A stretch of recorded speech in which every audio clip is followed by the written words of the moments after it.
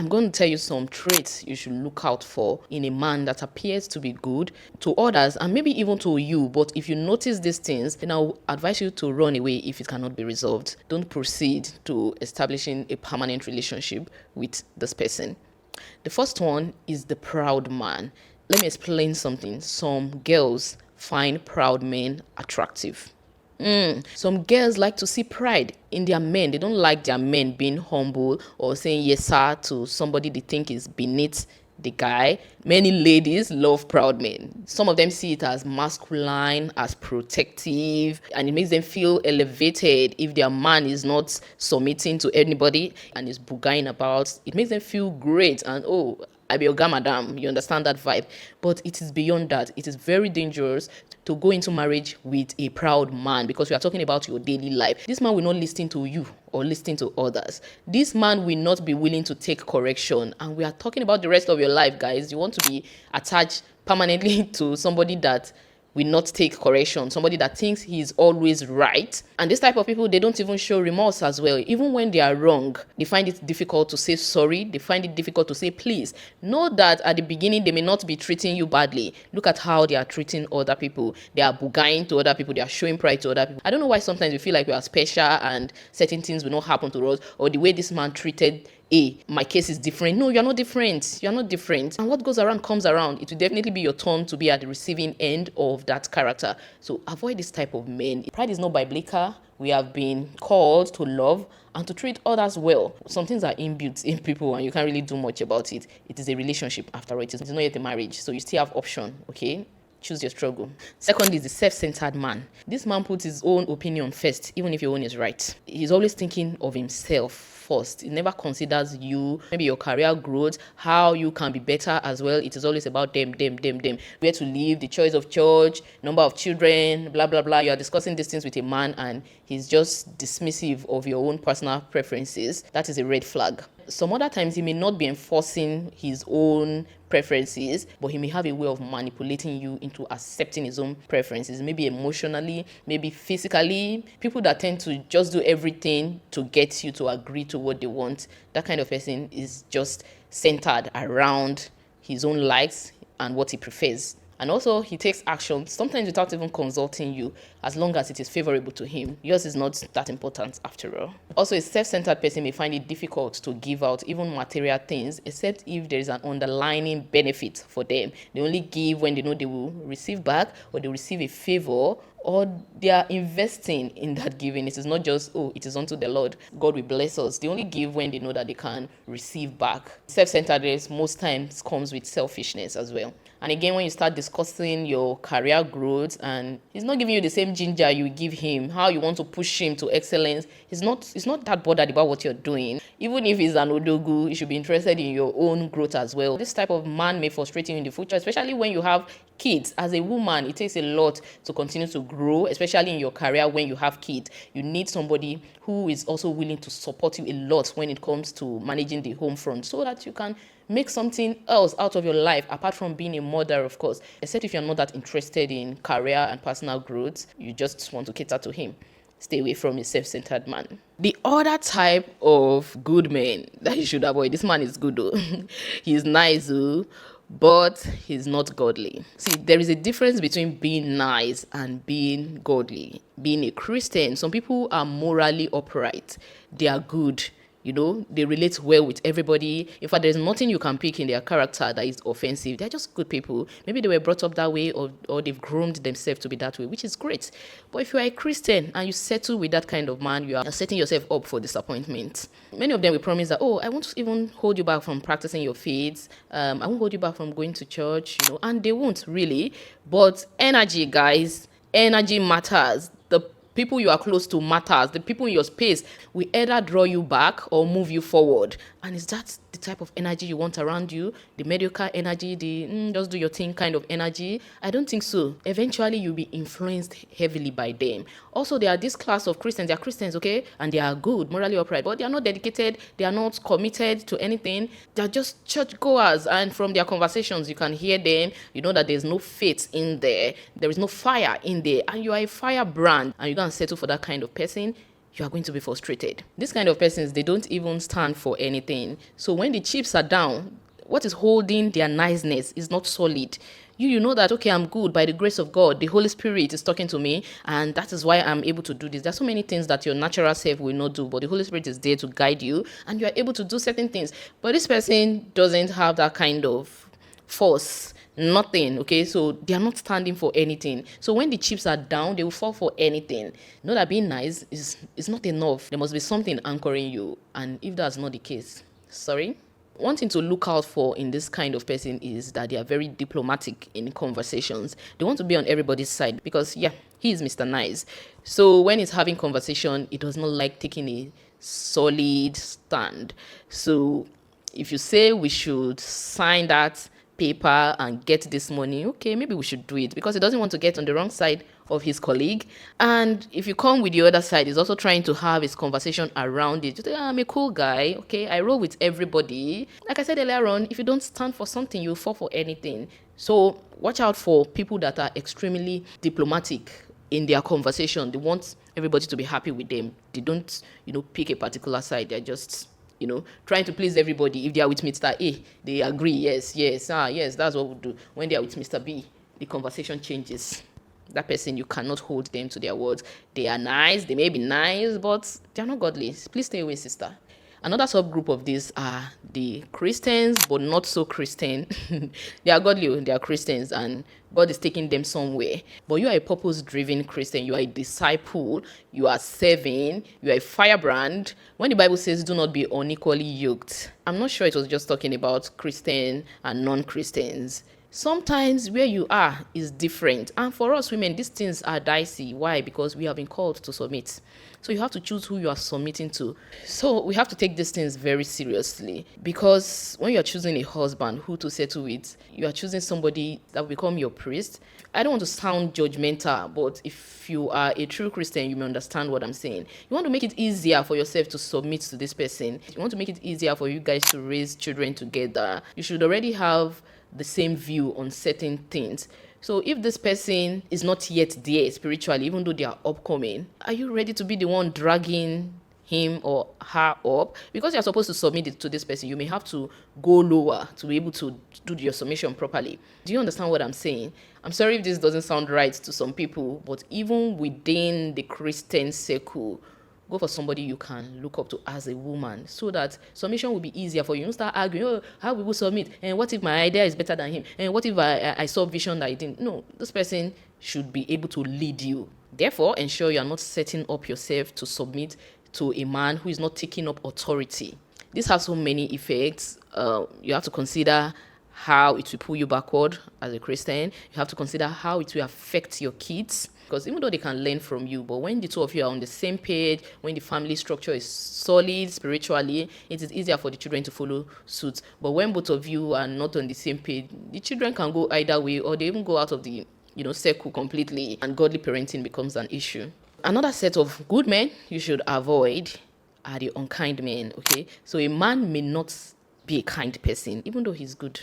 But when the chips are down, when people are in need, some people know how to give you when they have and they want to give you. But when you come to them with problem, they don't want to give you. That's an example of what I'm saying.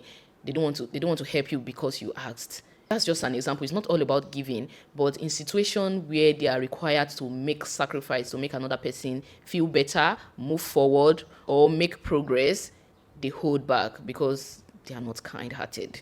Let me tell you something. I don't care what any other person think. Women are at the receiving end of a lot of things within marriage. When it comes to childbirth, caring for children, caring for the home, the men provide, I get it, but a whole lot of different responsibility falls on the woman. You need a kind-hearted man. How can you observe this? Beyond how they treat you during the dating or during the courtship period, watch how they treat other people. Also observe their attitude and their words as well, because you can be kind with your word, you can be kind with your action.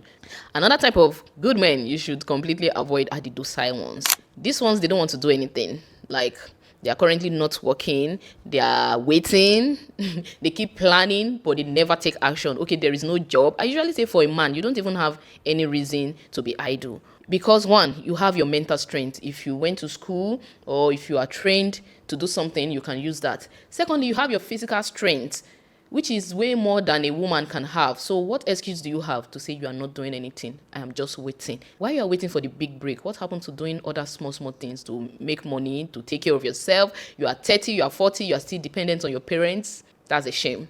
The root of this most times is laziness. So they don't want to get up and really do something for themselves. They prefer to ask you for money than to work for money. So when they need something, they would rather ask people or even ask you that they are dating for the money rather than say, oh, okay, I need 5,000 naira. Okay, let me just go and do one manual labor and get that 5,000 naira. They're actually too lazy physically and mentally. I think most importantly, mentally lazy, because they can even have physical strength, but when you're not there mentally, you won't be able to use it. This class of people, they are comfortable with where they are. They're not planning to move out of their parents' house. They are usually addicted to one thing or the other. It may be screens, they may smoke, you see them indulge in alcohol, but they are complacent and they are okay with that stage. They don't seem uncomfortable with what you are worried about. So many times when you are even complaining, just be like, God will do it. Is it because, or you often hear some of them say, is it because you have a good job? And is it because they feel it is luck that did it for you and they are waiting for that luck to come their way? Watch out for this kind of persons. This group of men also feel too big to do small jobs. You hear them say, no, I'm a graduate. I need a bigger job. Say, okay, go and learn this craft. No, I'll not go and learn from Kunle that, no, I can't do it. They will look down on me. They are actually proud. They are proud with nothing. They are still proud. You cannot be proud and broke at the same time. It is not acceptable. They won't go to do manual jobs because they are too big for it. But they don't have money and they don't mind asking for money from people. They are not too big to ask for money from people, but they are too big to do manual jobs. On the other hand, some of them can promise you heaven and earth if you suffer with them. So they want you to suffer with them. You can see that they're not doing anything now, but they're telling you big dreams. Oh, when we finally have that house, when I finally build my house, is that car we buy? But you can see that they're not doing anything. Many times families even encourage this, especially moms, sorry. We accommodate some of these men, children, and we pamper them. So their families may even, may be padding things around to save their own face, which is just unfortunate because sometimes you have to give tough love. It is tough love that can bring them out of that state. It may be difficult. Tough love from their family, please. Not you, okay? But if you insist on staying, be ready to give that kind of tough love. But just know that it's going to be tough on you emotionally. Another type of men I think you should avoid are the men that you can't look up to. Men that you don't respect. I don't believe you have to submit to every man. No, you have to submit to your own husband. So choose somebody you can submit to. Choose somebody you can respect. Even though the respect is unconditional, but you make it easier for yourself by choosing somebody you naturally respect, right? Sometimes it's in terms of level of education, both formal and informal. Some other times is mindsets. Some other times is career progression. Some other times is spiritually. All of these, they are very important. It will just make your life easier if you already adore this person, you already respect them. When the chips are down, you won't feel like, Kilele, Oloshi. No, you won't be able to say that to somebody you actually hold in high esteem. So I think it is more important for women to marry up than it is for men because men haven't been called to respect. But let me know your opinion in the comment section anyways. I don't push hypergamy or anything like that. And I'm not saying this person has to be like extra rich, way older than you or anything. But those things that you value, make sure that you can look up to the man in that regards, okay? Another thing is financial irresponsibility. There are some men, they are working, they make their money, but they are irresponsible financially. There was a guy that was asking me out during service here, but I saw that he was a financially irresponsible man. This guy was in the batch before mine, but yet he will be asking me for money. Like, I just started service. You are almost passing out. What happened to your savings all this while that you are asking me for money? Initially, I thought, okay, he just needs help. And I borrowed him some money. And guy did not return it. Guy left. Guy left service and sent another person who he was owing to collect money from me. I was not dating him. Note that he asked me out, but I declined. But along the line, we became friends. But then he wanted me to help him pay debts. Just before leaving the service here, he sold his properties to clear up some debts. Like, Why can't you manage your finances? Why can't you cut your coat according to your clothes?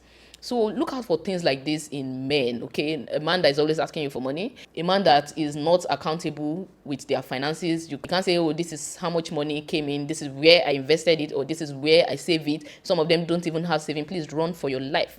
Life is too hard to be fighting some battles, and financial issues is one of the leading cause of divorce. So you have to use your head, darling. Another type of men who people may consider good are the abusive men. I don't know if you've heard this thing from women that are abused. They will tell you, oh, everybody thinks he's a nice man. Yes, from the outside, people look at your man and they will say, wow, this man is so nice. He may be good to other people, but he's abusing you in the house. Do not tolerate abuse from anybody, because your life is God's. First and foremost, go for safety. Leave that place. Separate. And that's even if you're already married. If you're in a relationship and the man threatens to slap you, just leave that relationship. Note that hand he took up is going to land it on you in marriage. People often give the best version of themselves when they are dating during courtship. You see what they are threatening to do during courtship. They don't want you to leave them, so they may not end up doing it. But you see, in marriage, nothing is holding them back. They already have you, and they feel you have made a commitment to stay with them for better, for worse. Stay away from an abusive man, even if you're already married. Please run for your life. Go for safety. See if that person will take the initiative to find help by himself, or it's not you. You're not the one supposed to push. If he's ready to find help and resolve things. Okay, guys, I had to go on a break because my memory card got filled. In case you noticed the difference. Yes, I was saying you should stay away from abusive men. Sometimes it is not even physical abuse, it is emotional abuse. And from what I've heard, that is as bad as being physically abusive, because in the process, you lose yourself. You don't even recognize who you are. Even though you are still married, they're not beating you. Emotional abuse is horrible, guys. You become a shadow of yourself. So once you notice that this person is likely to be emotionally abusive when you are dating or when you are courting, just know that you have discovered the reason for that courtship, and you should separate yourself from such persons, because it will become worse in marriage. How do you even recognize an emotionally abusive person? Sometimes it's through their words, some other times through their action. This person may be manipulative. You know, they know how to cunningly get their way with you. They know how to make you feel a certain way. Sometimes they are narcissists, and they will brainwash you to the extent that you even think you're at fault. So they are very manipulative. Sometimes it is being insultive, like they call you names, call you, stupid, mad, and they call you idiots. They question your senses. And if you allow this to continue, you will start accepting the version of you they are projecting to you. You will start questioning your own decisions. You will start questioning your thought process. You will start doubting yourself a whole lot. So it can completely change your perspective of yourself and ruin your life. So please, if you notice that during courtship, stay away from such persons. Another class of men I think you should stay away from are those who claim to be fully traditional, and yet they want you to contribute financially. You see, they want to enjoy the best of both worlds. I am traditional. I'm a titled chief. I cannot sweep. I can't clean. You can work, okay? I will allow you work. Bring the money. It is still our money. I will provide for the family, you two provide for the family. Let's do this 50-50. But then you won't lift a finger at home. In marriages like that, the woman will become overworked, because there's a whole lot going on in the house that the man will not contribute to. I mean, physically, he will not take care of the home. He won't participate in homemaking. At the same time, you are still supposed to go to work.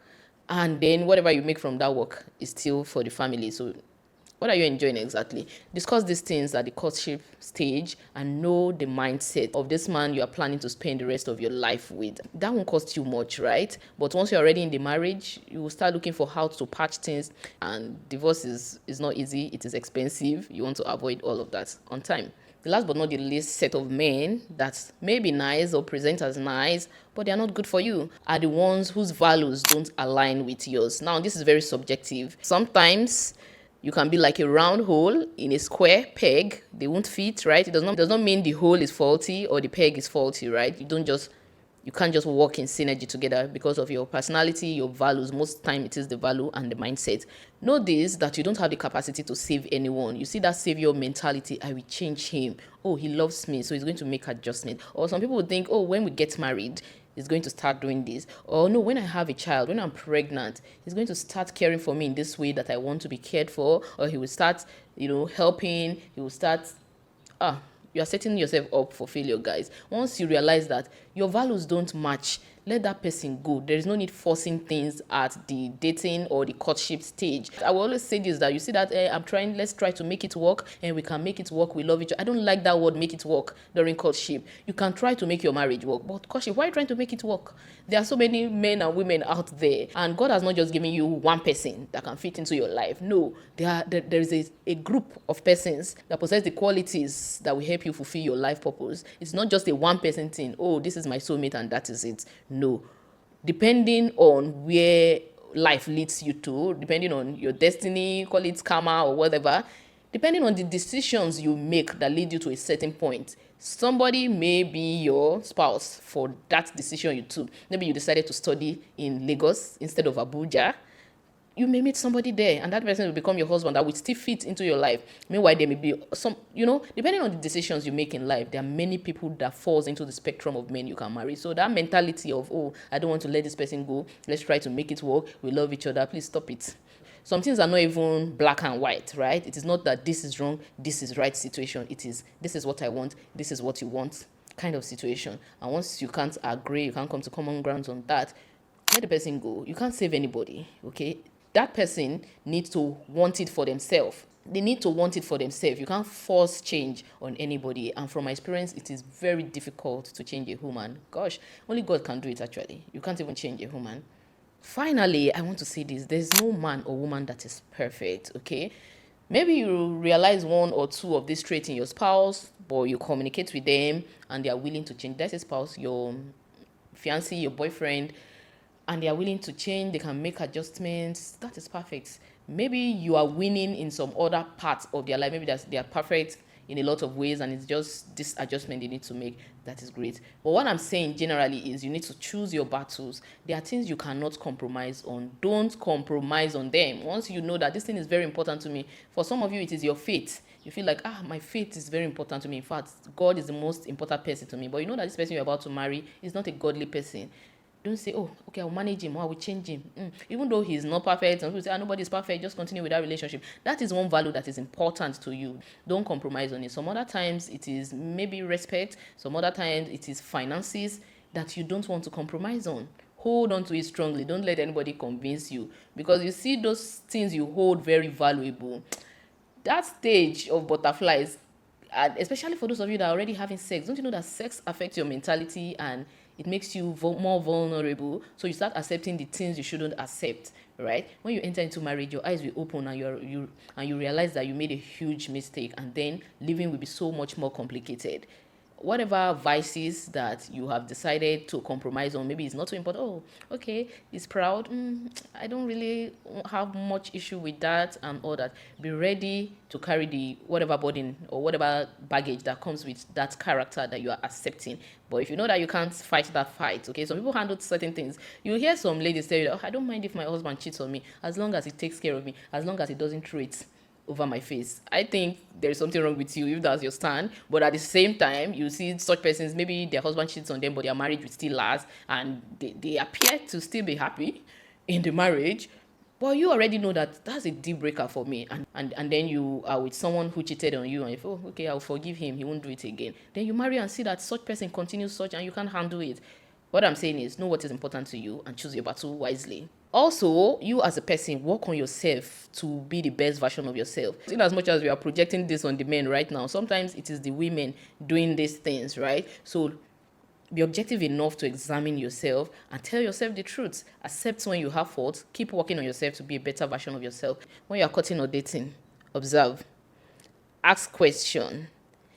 Be sensitive. Be sensitive, because some people can pretend. Some people can pretend. But most times the signs are there. Be sensitive. And pray, guys. Prayer cannot be overemphasized. You need to be prayerful so that God can open up your eyes to things you will have been blinded to. God can arrange situations to expose certain things to you. And that's all for this video. If you have further insight on this topic, let me know in the comment section. I'll be so happy to read from you. Once again, my name is Kemi Morugbe. I appreciate you so much for watching. See you in my next video. Bye.